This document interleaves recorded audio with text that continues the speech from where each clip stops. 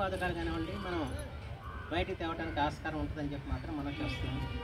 అంచేత ఈ రాజ్యాంగ దినోత్సవం రోజున మన గొప్పతనం చాటుకోవాలి, మనలో ఉన్న లోట్లను కూడా ఈ సందర్భంలో ఒకసారి ఆత్మహత్య చేసుకోవాల్సిన అవసరం మాత్రం ఎంతైనా ఉందని చెప్పి మాత్రం ఈ సందర్భంలో చేస్తాం.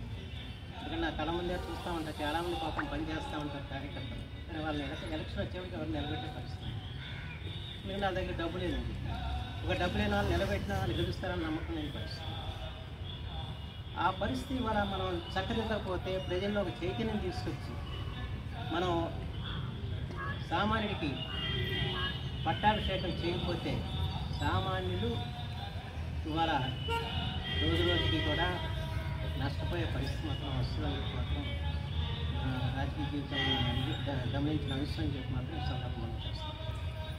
అంచేది వాళ్ళ అవినీతి గురించి మాట్లాడతాం, అక్రమాల గురించి మాట్లాడతాం, కానీ వాటిని అరికట్టే పరిస్థితి లేదు.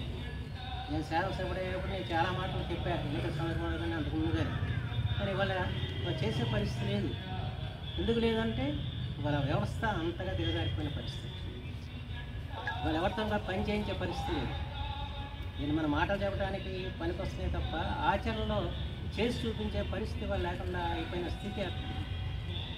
అంటే ఈ ప్రజల్లో ఒక ఆలోచన రావాలి, ప్రజల్లో చైతన్యం రావాలి, రాజ్యాంగ విలువలను కాపాడాలని చెప్పిన ఆలోచన కావాలి. మన రాజ్యాంగం సామాన్య రాజ్యాంగం కాదు, మన దేశ సంస్కృతికి, మన దేశ సాంప్రదాయాలకి, మన దేశ చరిత్రకి అద్దం పట్టిన రాజ్యాంగం.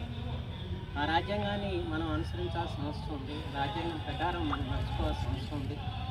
ధర్మం రక్షిత అంటారు, ధర్మాన్ని రక్షిస్తే ధర్మం మనం రక్షిస్తుంది. మన ధర్మం ఏంటి? రాజ్యాంగం. మన రాజ్యాంగాన్ని మనం రక్షిస్తుంటే రాజ్యాంగం మనం రక్షిస్తుంది.